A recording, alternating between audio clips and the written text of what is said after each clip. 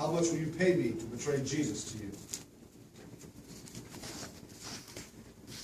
Past few weeks been pretty confusing for me, and I'm deeply troubled by all that I've seen and heard. Jesus has been careful not to say it in public, but in private, he sent it over and over that he is the Messiah, that he is the king that we've been waiting for.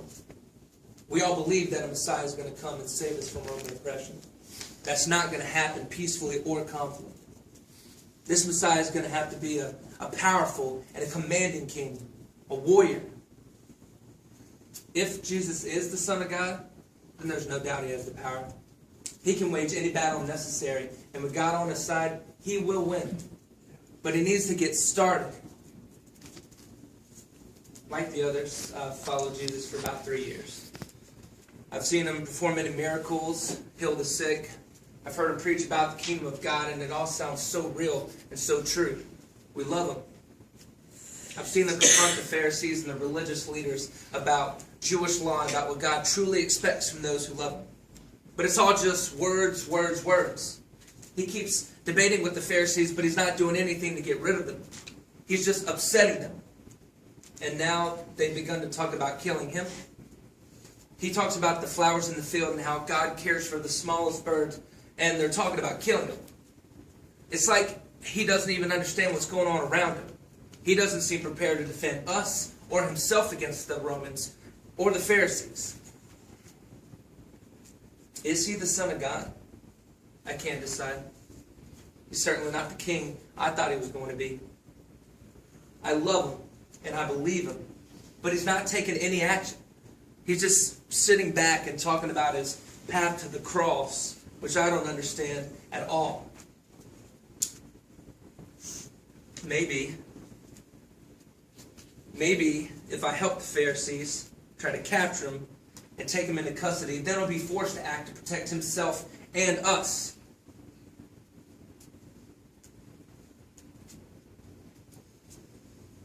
I snuck away from Jesus and the disciples.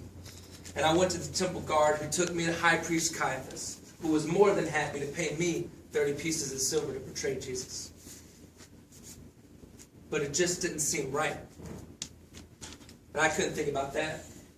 I sure could use the money, and I had to do something to force Jesus' hand.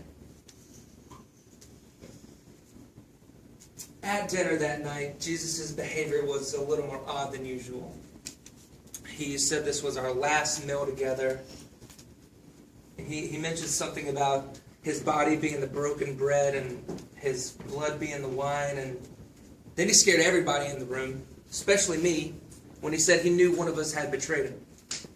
I mean, how did he know that? When I looked at him, his eyes looked so sad. He didn't appear angry at all, but I could tell that he knew what I had done. I felt this great weight bearing down on me. I couldn't catch my breath. And he looked at me and he said, "Go. Hurry. Do it now." After Jesus spoke those words, everything was moving around so fast. I felt like I was running down a steep hillside and I couldn't stop. And next thing I know, I'm in the garden and there was Jesus. And I walked up to him and I kissed him, just like I told the temple guards I would do. And I backed away and gave Jesus room to start what I knew was going to be the bloody battle for his kingdom. But he just stood there.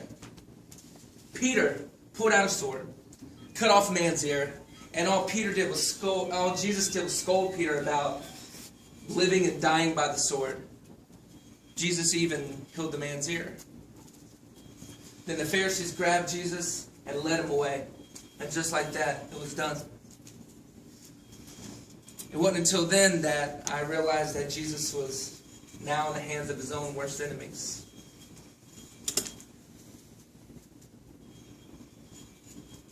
What have I done? I raced back to the temple and I threw the 30 pieces of silver back at the priest. I told him I didn't want any part of this money. It was blood money.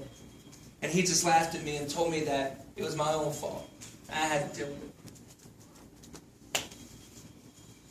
I mean, how could this happen?